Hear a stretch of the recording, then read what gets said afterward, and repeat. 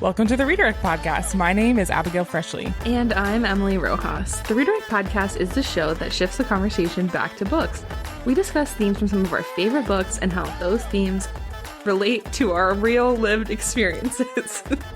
On today's episode, we are book clubbing Jen Hatmaker's new memoir, Awake. But before we get to that, we would love for you to support the show if you like it. You can go and leave us a 5-star review on Apple Podcasts or Spotify and let us know that you love the show. You can also follow us on Instagram or Blue Sky at Redirect Podcast. And if you really, really love the show, consider sharing our show with a friend, because that is by far the best way to grow our community of book-loving nerds. And what a great community it is. It's a great community. Connecting with people who listen to the show or who just care about books. Yeah. It really is everything. Yeah. It is. So yeah.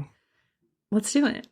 We are talking about Jen Hatmaker's new memoir, which... By the way, you guys are getting it so quickly after the release of the book because we got approved for an advanced reader copy of this book.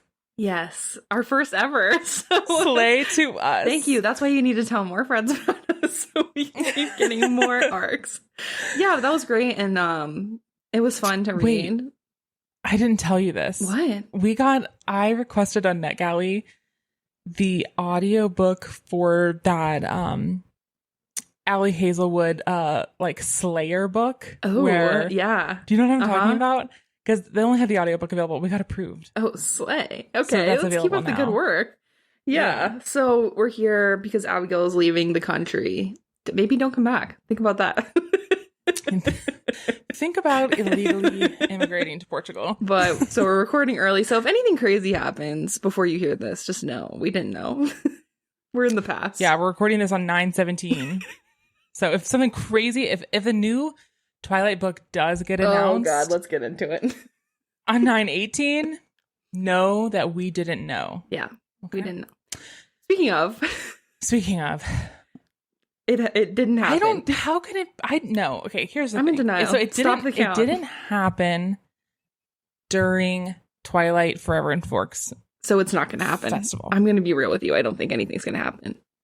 Really? Okay, here's what How does she release... What is this? This is the 20th anniversary? Yeah. No. How does she release something for every anniversary, but not the 20th? It's weird. So, yeah. So I watched, as we discussed in our last episode, if you don't recall, we were conspiracy. I didn't even feel like it was a conspiracy. I felt like it was a sure thing. It was a sure thing.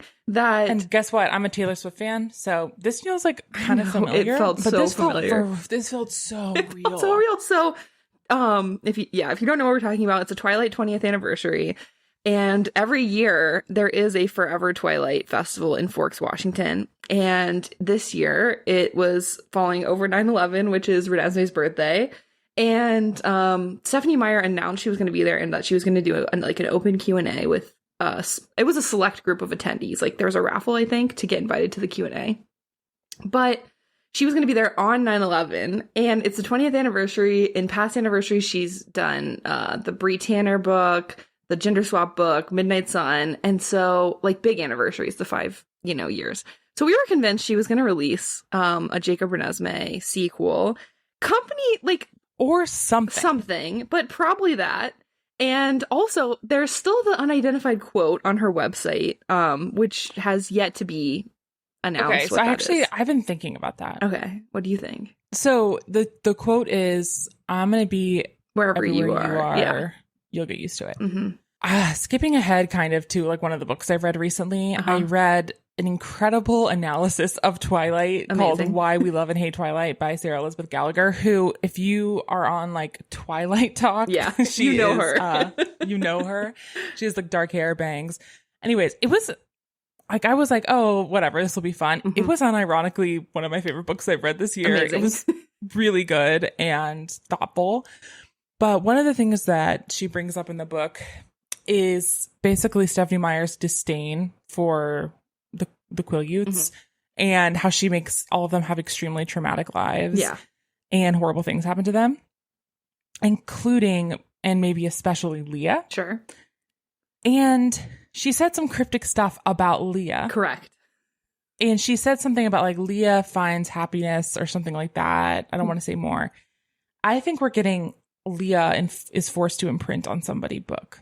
Yeah, so she did say, there's a live stream out there that you can probably find now that I watched live, and it was kind of difficult because the Wi-Fi in Forks is apparently terrible. So I'm not sure like if this is 100% accurate because it was cutting in and out, but someone asked her, does Leah ever like have a happy ending, or can you tell us what happens to Leah after the events of Twilight? And also I want to add, if you don't go watch the live stream, this was a heavily moderated Q&A. People from the audience could not ask their own questions. So the questions were all submitted in advance by random people, not just people attending the event.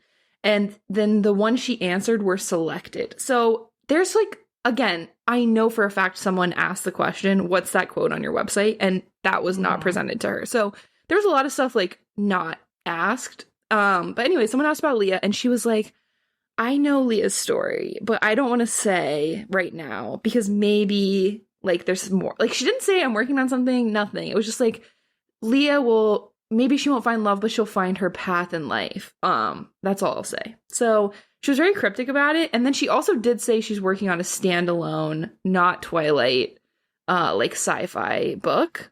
And also that she's really into K-pop now. So those are the biggest revelations from the live stream. Also, she's blonde. She's very blonde. It's giving like Rosalie cosplay, kind of. She also talked a lot about the Midnight Sun series, which I have been openly and privately skeptical about, but it did kind of sound good. So I'm interested. She said she was really inspired by Into the Spider-Verse.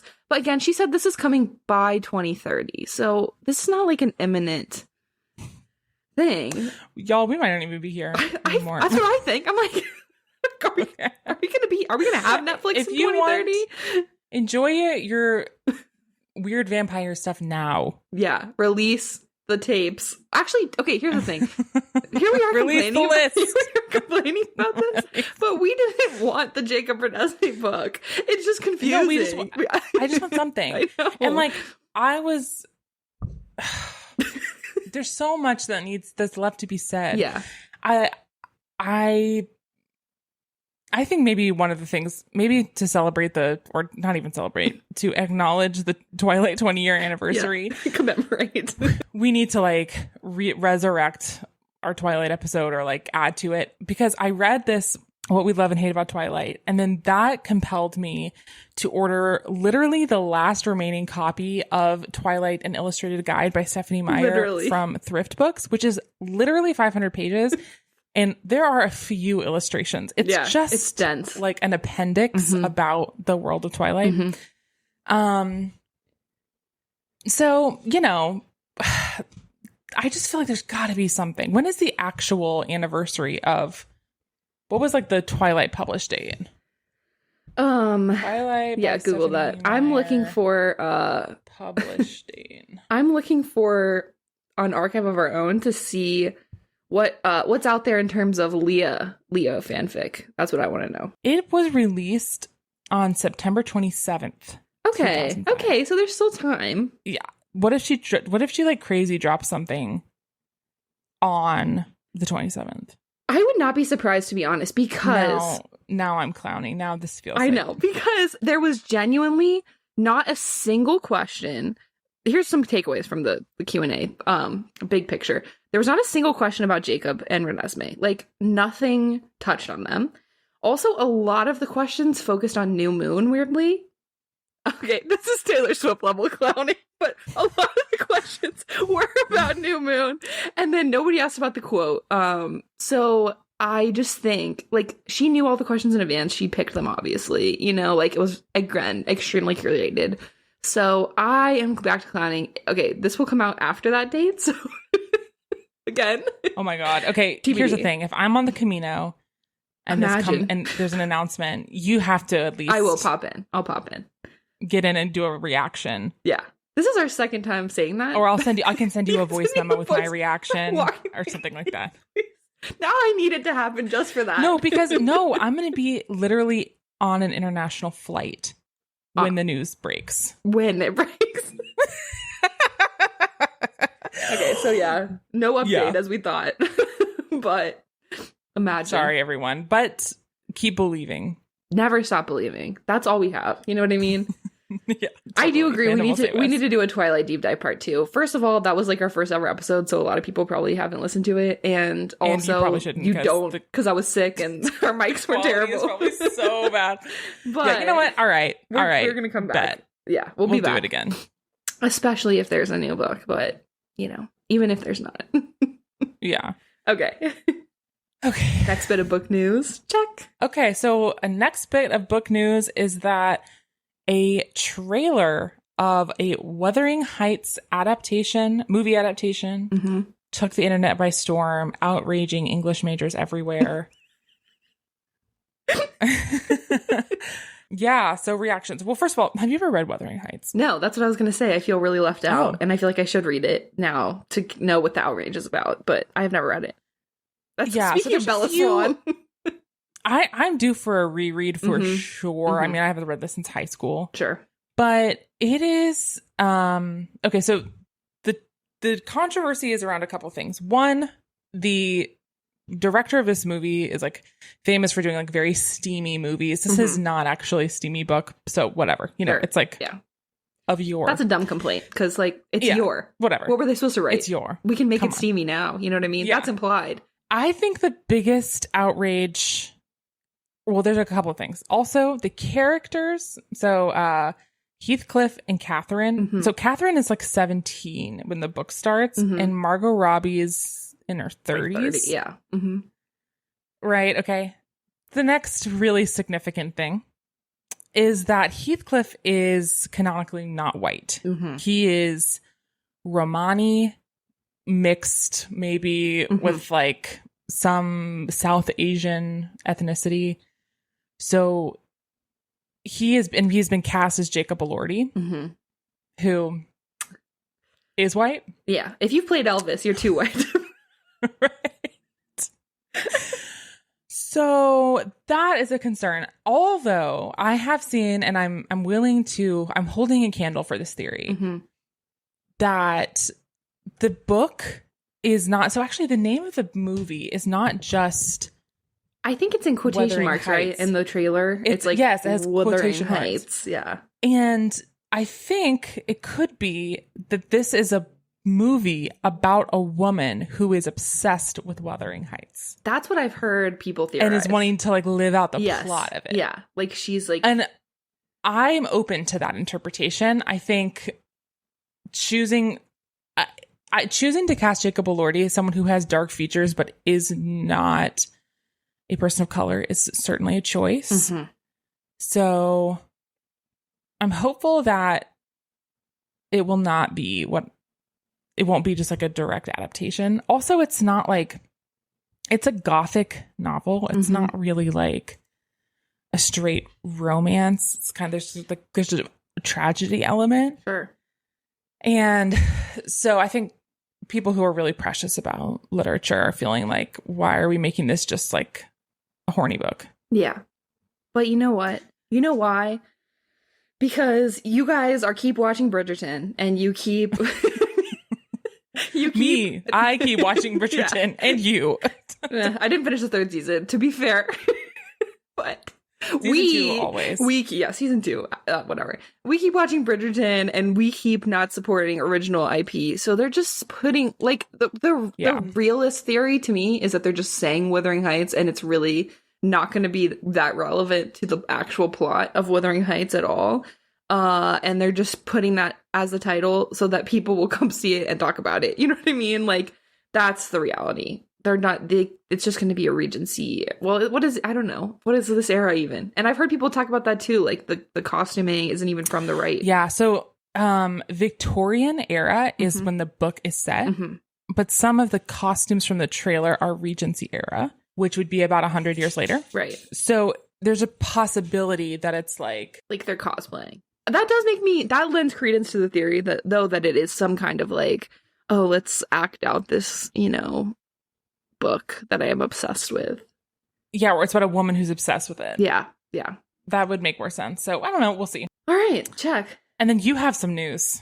Yeah, I just wanted to talk care about very quickly about if you like me, love Rachel Reed and most of her books. Not all of them. But the Heated Rivalry adaptation is well underway. And I think if you're at all a fan, you should go read the blog post she recently posted.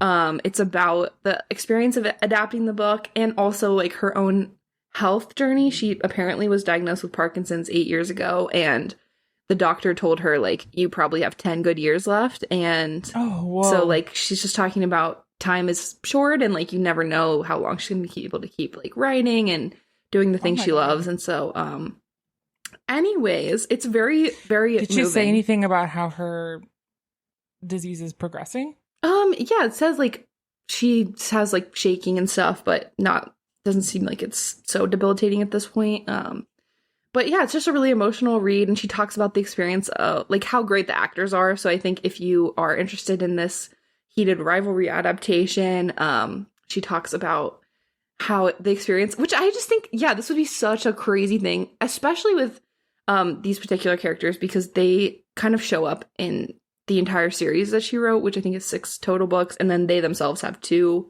books that are just about their relationship. And so obviously, like, she really has these characters in her mind. And so she said, like, the guy who's playing Ilya, who's Russian, he, like, only spoke with a Russian accent on set so he could stay in, like, you know, not lose the accent. So she was like, the first time she met him, he's, like, speaking to her in a Russian accent, like, wearing the costuming of him. And it's like, oh, this is my guy come to life. And now I'm talking to him. Like, okay, maybe I need to give it another shot. I think maybe you should. I think at least you should go read The Long Game, because I think you get the gist of Heated Rivalry.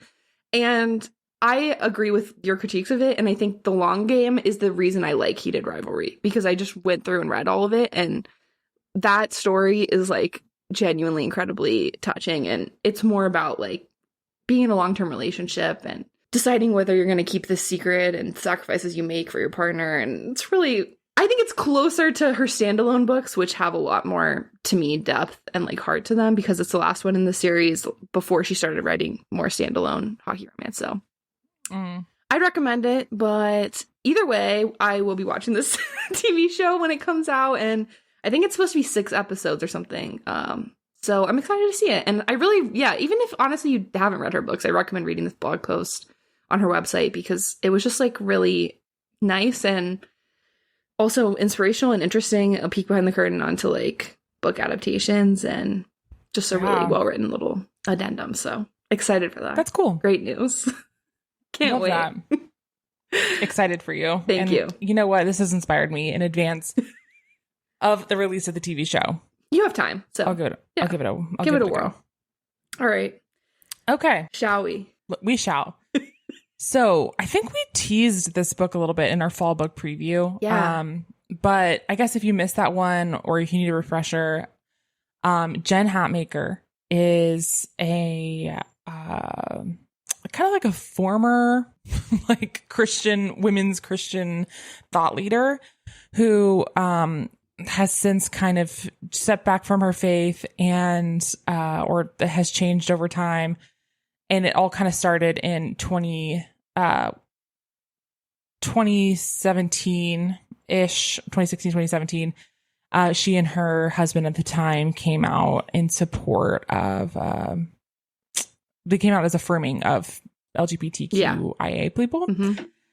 And we're like, yeah, I would gladly have as a gay couple get married in our church. We would love that. And then that caused, like, ridiculous shockwaves throughout that whole world. Mm-hmm. And in 2020, she announced her divorce from her husband, like, very suddenly. Mm-hmm. And so and she was very quiet and tight-lipped about it for a long time. And now 5 years later, she's releasing a memoir about everything that happened. So that's, like, a grounding for what we're going to talk about. Yeah. So, Emily, what is, like, your historic relationship with Jen Hatmaker? I would say I was Jen Hatmaker adjacent. I have never read any of her other books. I don't follow her, but I knew when the affirming LGBTQ situation happened, and I definitely knew when the divorce thing happened.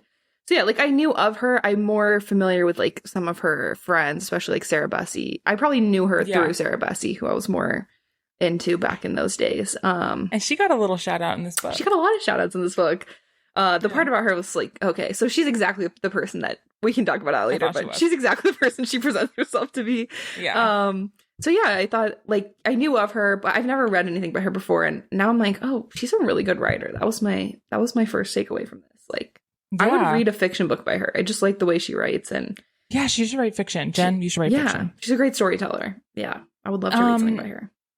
You know, I want to get her cookbook. I know. I was thinking that. I need to buy her cookbook. She was talking about the cookbook, and I was like, oh, I want that. Yeah, it sounded so good. Yeah.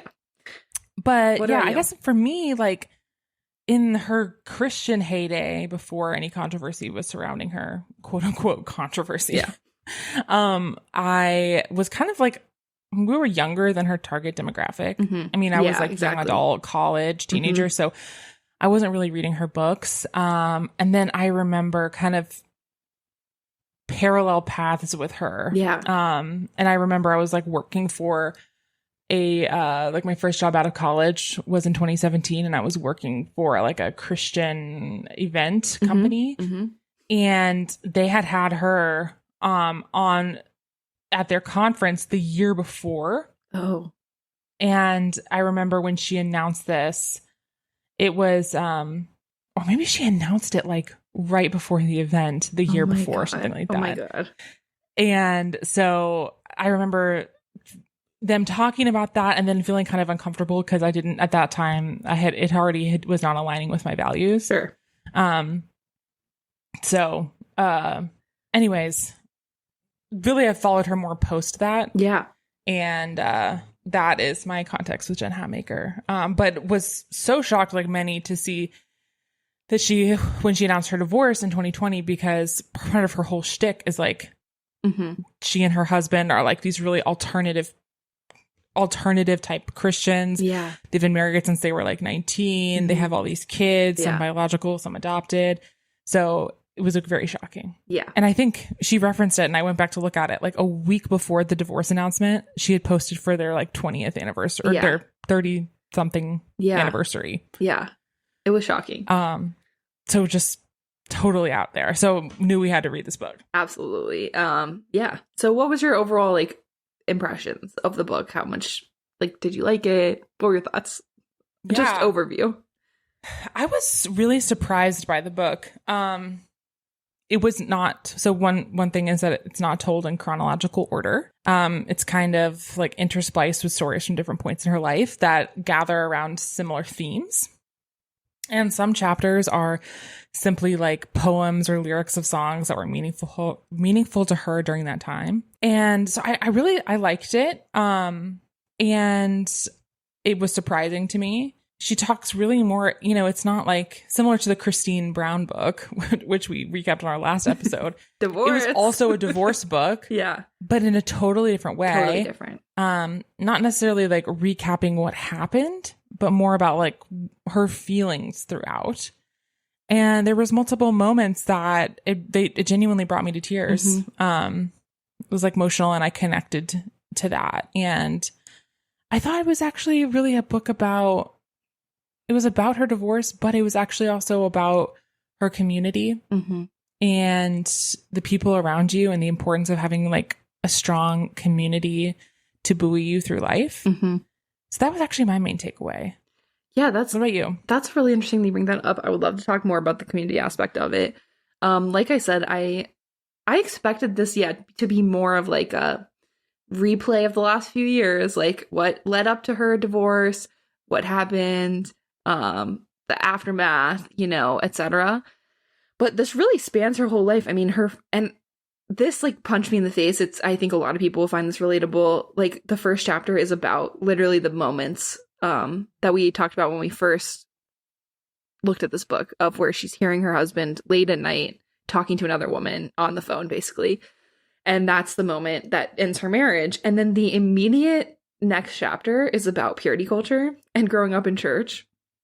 And at first you're like, yeah, if you grew up in that environment, instantly what she's talking about and the connection she's making there. But if you didn't, you might be like, that's a non sequitur. But I really liked how it was all structured. Like you said, like the themes where you're like, she talks a lot about trusting her body and trusting herself and taking care of herself and knowing that the things she wants are good and not bad. And it's okay to desire things. It's okay to like, yeah, to give yourself what you need and what you want, and to mother yourself and to like do all those things. And so same with the community, to lean into your community. But I thought how it was organized, how it connected her entire life to this moment. I think it was very, I would imagine, having not been divorced myself, if you were in a similar position, this book might be very helpful once you're like past the the intensity of it, maybe if once you're like through it, because I think she has done a lot of work, and you can tell of like, okay, it wasn't just this one thing. Yes, my husband made this horrible mistake. Like, he did the bad thing. He cheated on me. Like, he did all other bad things were his fault. But also, there's like a lifetime for both of us that has led to this point, and it wasn't something that happened for no reason. And like, there's things I did, there's things he did, there's like things our community did, all that led to this. So I really liked how she kind of connected all those things together. Yeah. And she was also, you know, she many times brings up the early days of getting married at 19 and kind of having to literally, not kind of, but actually having to figure out how to be an adult for the first time on her own post-divorce. I read this book within the same week as reading Every Step She Takes, which is the new Alison Cochrane book. And a big theme in that book is delayed adolescence. Yeah. And like living these experiences, like everyone has to go through an adolescence. Like you can't, whether you do it in the traditional adolescence time, whether you do it later, like you're going to have to, if you want to grow and get to this like second stage of life, you kind of have to go through those growing pains. And so that really spoke to me too. Like I related a lot to her figuring, like rebuilding the world around her post her divorce. And suddenly, you know, and I related to this in terms of faith deconstruction, like, oh, this is the thing that makes you feel safe. And now all of that is at risk. Like you don't, you know, if you pull out one card from the house of cards, like everything else might fall. And that's really scary. And her journey to rebuild that was, I think, what really connected to me the most, and was really inspiring that she could do that in middle age with 5 kids. And it made me sad thinking about, it made me feel sad and like empathetic for her trying to do that with 5 kids. She didn't know how to log into her bank account. I know.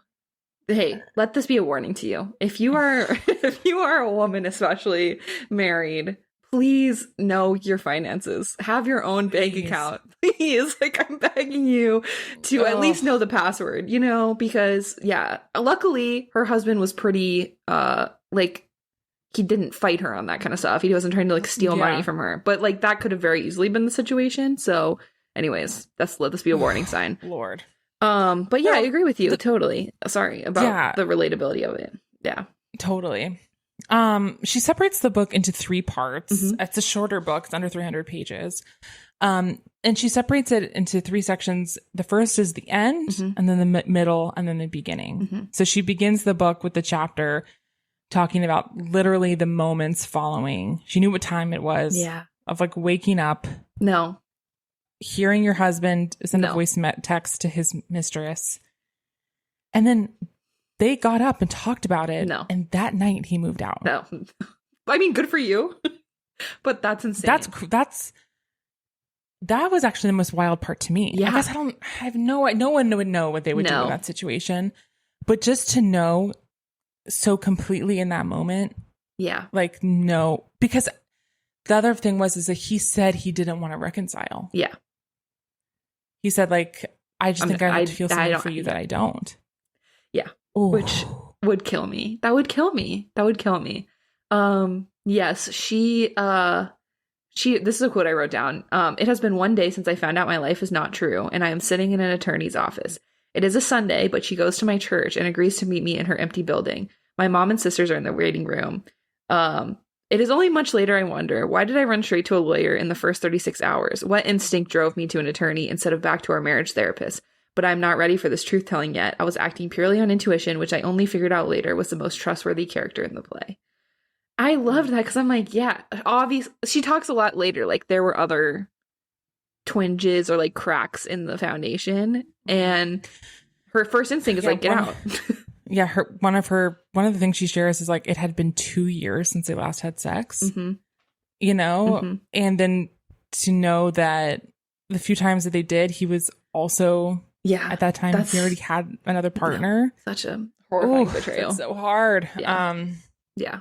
Also, it's COVID. Yeah. This is peak pandemic. Like, that's even worse. Like, you can't leave your house. Oh my God. Yeah. So she's having to figure out all this stuff all at once, literally figure out how to be an adult, parent kids who are doing online school, deal with their emotions. And she really is like, oh gosh, this part I related to too. When you're in a moment of stress like that, your body will lock in and do it. Yeah. But it cannot do it forever. And she describes like she's been riding on this high. I mean, we're kind of going out of order because this whole book is out of order. Yeah. But, you know, she describes like running purely on adrenaline for so long. And then one of her children ends up having like a mental health crisis of their own. And basically like she dropped them off at the hospital for care. And then her body broke down on her and she had the first panic attack of her life. Yeah. And then she had to learn how to take care of her body for the first time in her life. Yeah. Not just so that it would perform for her, but because it like she couldn't go on. She was gonna die. Yeah. Yeah. That's very relatable. I think any time you've been through a stressful situation, like anyone can relate to that of you get through it and then after you're crying and you don't know why, or like you're completely breaking down over something stupid. And it's like, no, this is just all built up inside of me. It was and really then emotional. Through all of this time, it's like she's feeling alone, but her best friends are showing up for her. People like, you know, her best couple friends are all inviting her to like eat dinner with them. She's the only single person. And that was really like, kind. It doesn't matter, you know, like nobody quit on her. And she really relied on her girlfriends to keep her afloat, which I also want to say, I feel like a new thing in the trad wife movement is like, I'm a bad friend because, and like I sent you that video, I think a few weeks ago, I saw this video, this woman was like, well, I'm a bad friend because I have kids and I have whatever. It's like, don't quit on your female friendships. Yeah. You got to pour into them. You have to. You have to. I don't know. Men come and go. Yeah. Like you're 20. Your marriage of 30 even years. If your marriage lasts forever. Women outlive men. You know what I mean? Like you got to have friends when it's over, one way or another. It's important for our health. Yes. Like our heart health, our nervous system, your life, our bodies. Totally. Like we really need to have friendships outside of our not George Bush, not me saying nuclear. Our nuclear families, like this was was obviously so big for her. Like everyone showed up in her life to help her through this crisis. Everyone. First of all, I did take a note. Like I need richer friends because her friends were constantly like, "Hey, I'm sending you to Mexico. Hey, do you want to? Oh, hey, do you want to stay in my condo in New York? Yeah. Okay, so you guys could get on that. Take your kids to Telluride. I'm like, oh, okay. Like we're in a different tax bracket. My friends are like, here's $5 for Starbucks, and I it means it's the same. But also one part I really wanted to highlight, the day that she goes to meet back up with her husband to find out the whole story, because she says like, I won't talk to you again unless you're going to tell me the whole truth. So she goes to meet with him at their house. And he says, I've lied to you every day for 2 years. I can't even remember what was not true. But then this made me cry. Her best friend's husbands text her. And they say, we will be parked outside your house the whole time. We'll just sit in the car. You have to do this part by yourself, but we are 30 feet away. We're here. You're not alone. And I just like wept because first of all, that's so kind. But I think it just reminded me of this. I took a screenshot of this. It's freaking Glennon Doyle who, you know, opinions vary. But she commented on someone's Instagram post who had recently lost a child. And she wrote this comment and I like have it saved because I'm like, yes, that is it. She talks about grief and she's like talking to, you know, she rambles. But she tells a story about her sister coming to stay with her one summer or something, going through this dark time. and she just was like locking herself in the dark room, and how Glennon said she would just sit outside the room and just like be there outside the door. And then she said, like, grief is a dark room with a closed door, but I will be sitting right outside. And like, that's what being a friend is like, you can't always go through the thing for your friend or with them. You can't always be there, but you can like sit outside their house or sit outside the door and just let them know, like, I'm here. And I just, yeah, that happens to her time and time again, of friends showing up in their own way. She talks about a friend who sent her like a $25 Starbucks gift card every single Monday, and a friend who just like came and pressure washed her driveway, and friends who helped her build this like porch she always wanted. And it made me feel like I'm not like, I need to be a better friend. And also like, wow, what a gift it is to let people into your life, because when you do, even though that's really hard, you can get so much support in return. So yeah, it was really nice. And it was really cool. Like, all of her friends showed up with in their own unique ways. Like, she had a friend who she describes as like her woo-woo friend who like staged her home. Yeah. Like, you know, and then she has other friends who are like, okay, let me help you figure out your taxes. Yeah, exactly. You know, like showing up how you can. Like, we can't all, that's also the value of community that really came through for me in this book. It was like, have a village, because one person can't be everything to you. And I'm not the person who can show up to help you with your taxes, but you know, I can stock your freezer and clean your house. Yeah. I was gonna say, that's like you. And those things are, it all matters. Yeah. It all matters so much, especially taken together. Yeah. And just being consistent. And just that she had friends and family who were like letting her do her process. I just really appreciated that. And I thought it was so cool. Like, speaking of that, one of her friends is like an interior designer and helped her redo her whole house. So she ended up keeping the house, and a lot of people post-divorce decide that they want to move, get a new space. Or they have to, yeah. They helped her completely redo her home, which I loved. And she talked about kind of making her bedroom her sanctuary. That was all fantastic. Like that, it all just was, she was literally rebuilding her life. And I cannot even imagine the amount of emotional effort and energy that took every day. Yeah.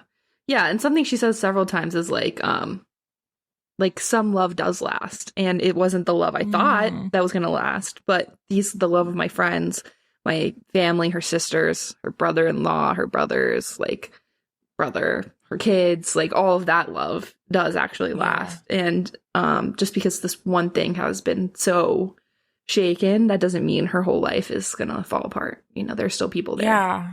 And she also eventually gets to the place where she's like, yeah, this ended and I had 30 amazing years of my life when it didn't suck. Yeah. You know, that's so complex. Yeah. Like, in her initial stages of grief, it's like, it's over. I hate you, burn it down, like whatever. And then it's like, well, but it's just, still was a lot of good, which takes a lot of maturity. And I can't even imagine mentally being in that place if what happened to her happened to me. No. And I think that's very similar to what Christine Brown said, if you guys listen to that episode, like where she was just saying, like, I'm not going to let all the memories be bad. Like, there were still so many good memories. And I think she does get to that point at the end where it's like, yeah, I'm sad. She says, like, I'm sad for my 19-year-old self who didn't get to, like, grow up and who had to live within this really, you know, tightly controlled environment, and who had to get or felt like she had to get married so young and all this stuff. But, like, I wouldn't change it, because then I wouldn't have my children. I wouldn't have my in-laws. I wouldn't have all these memories, all of those, like, great experiences. So, yeah, I think that is a really mature place to get to. I mean, not to bring up our college yet again, but sometimes I think about that where I'm like, man,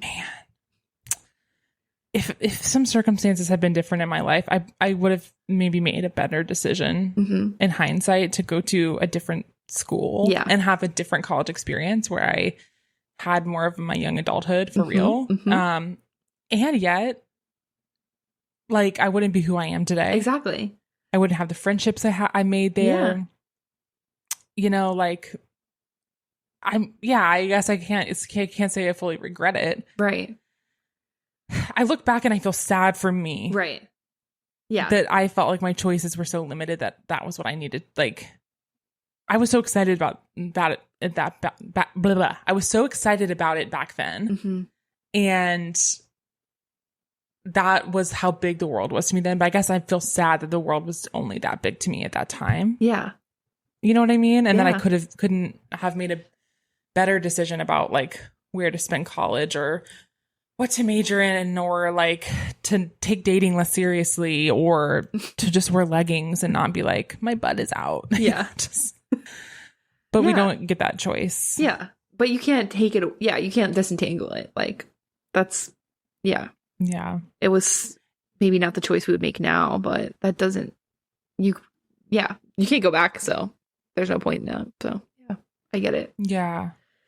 And she, there's one part I highlighted during the point where she's figuring out her body again. Yeah. She's like, you know, she's figuring out how she needs to heal herself. Mm-hmm. And she kind of reframes the moment from when she woke up at 2:30 a.m. to Mm-hmm. hear her husband Mm-hmm. voice texting his girlfriend.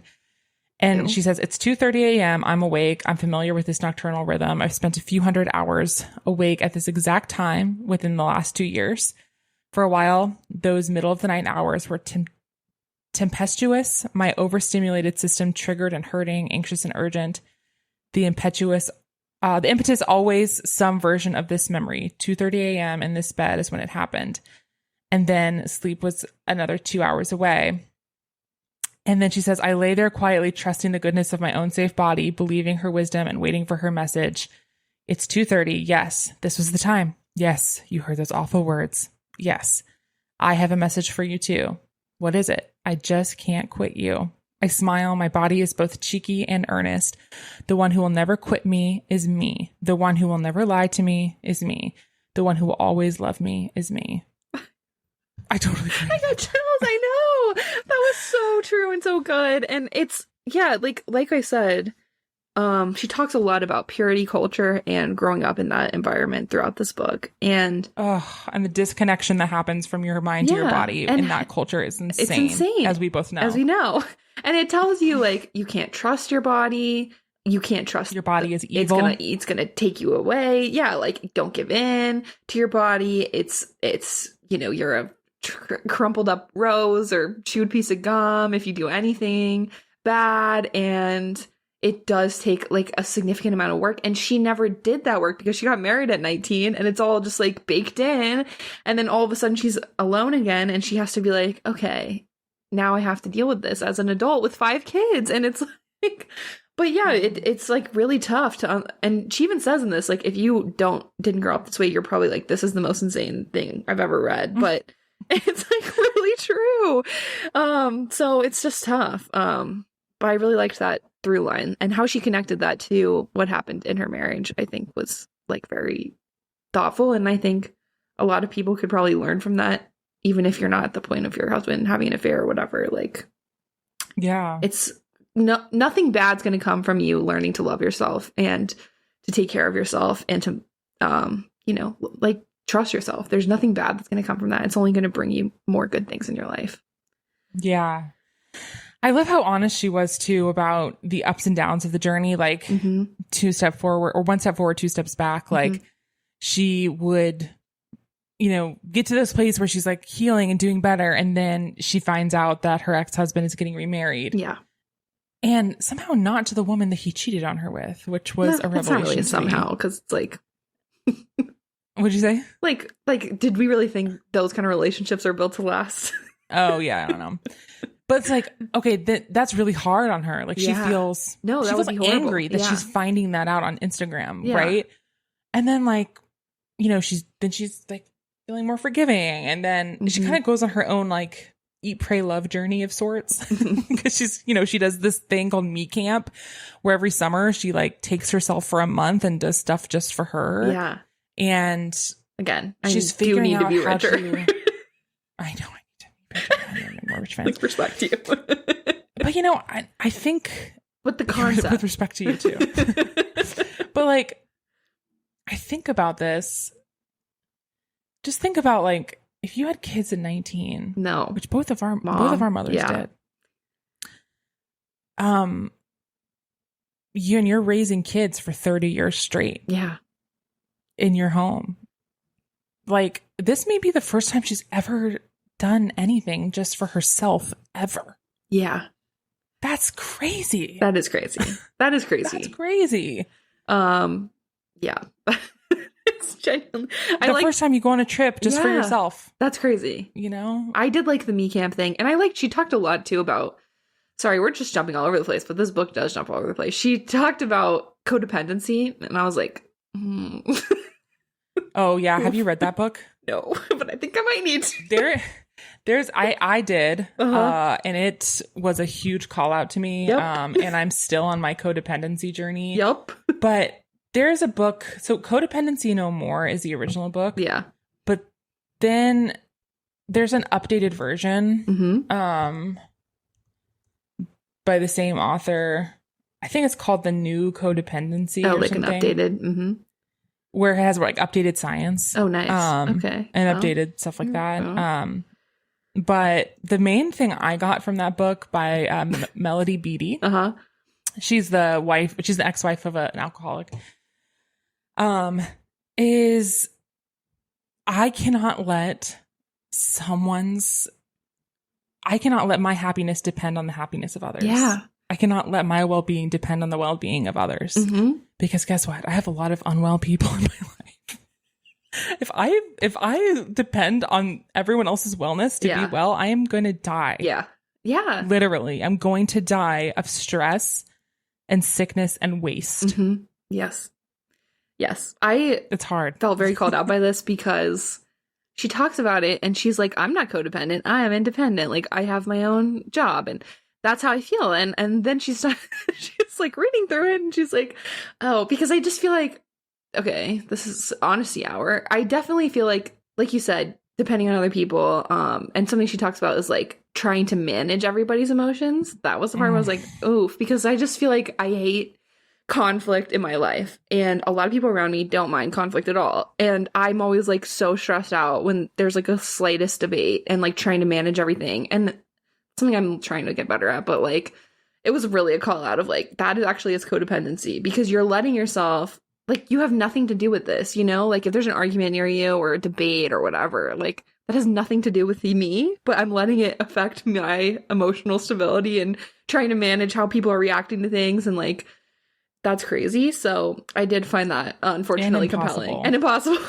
like insane. So yeah, but she was very honest about there's that. There's a lot of like inner child work that needs to be done for all of us. Yeah. And she has to go through that. And I was like, oh, God. Same. And to have to do that, this is what I think when I read these, like, this is so tough. Anytime I read her memoir, I'm like, this has to be so hard because you're being so, to be fair, she very much protects the privacy of her children, first of all. She really does not share much of anything about them.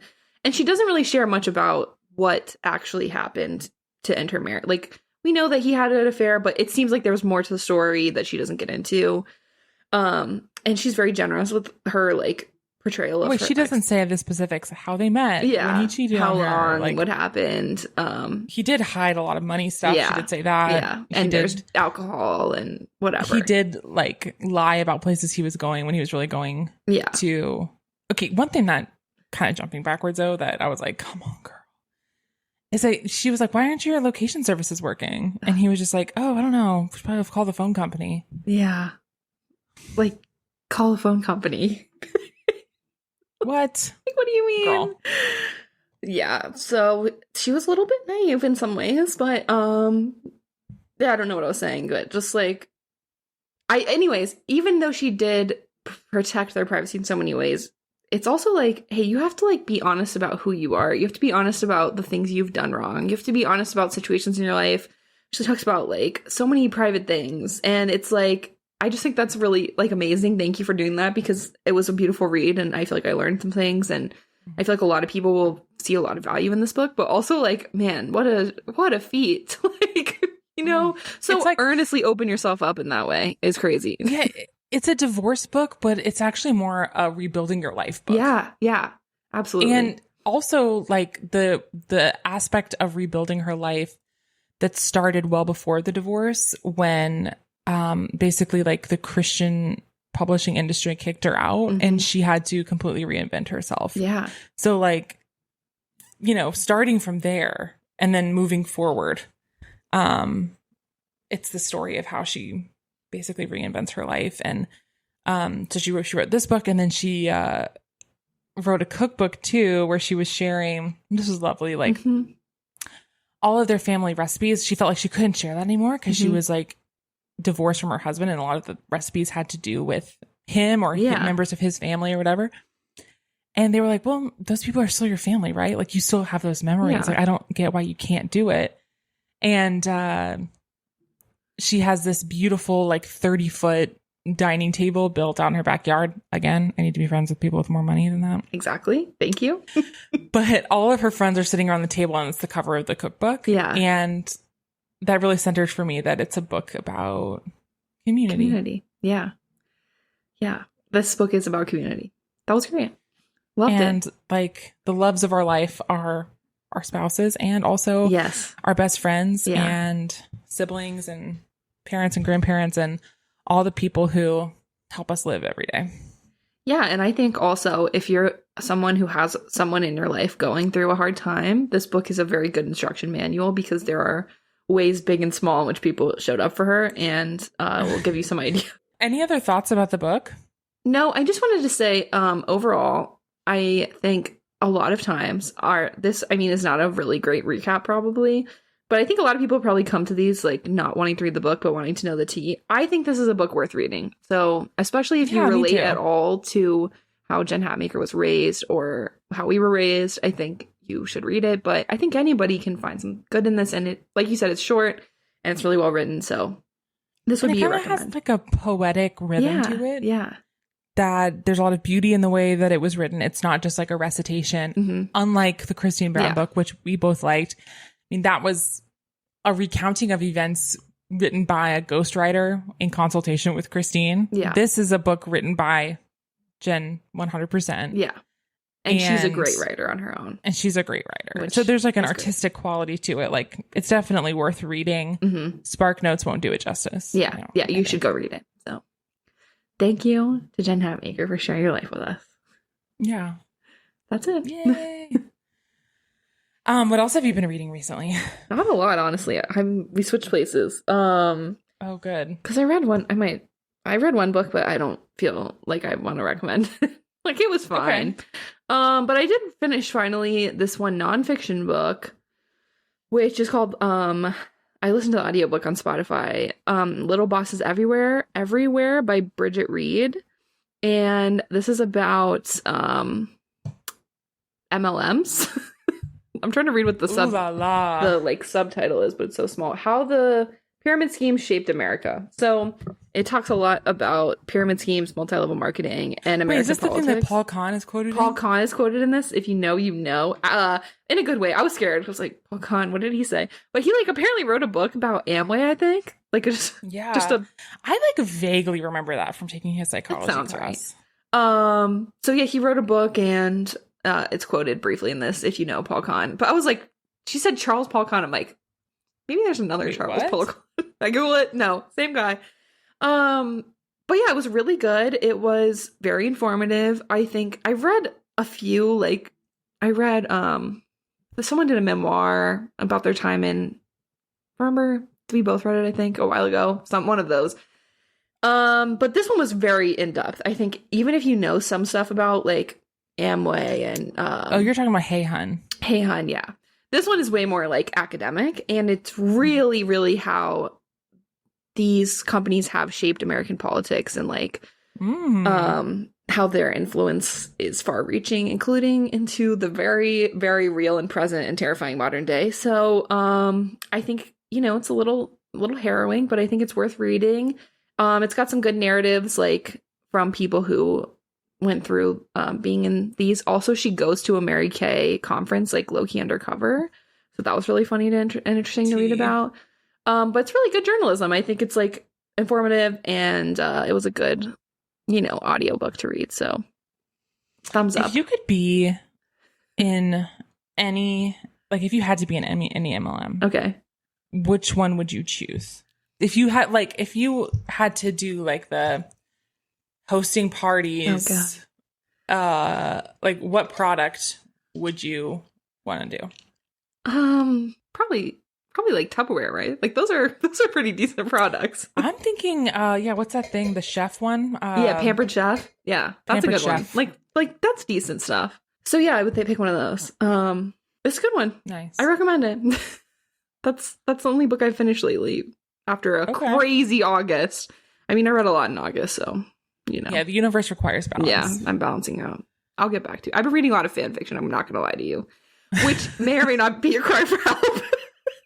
Any good fanfics to share? Oh, what have I read recently? Let me look on my bookmarks. I found one. This one was actually really cute. It's called Rumspringa by Life is a Bitch, and it's where Remus is like Amish, and it's like him growing up, and then he goes into Rumspringa, and he has to decide if he wants to stay or if he wants to go. It was really cute. So that was a cute one I read recently. Yeah, love that.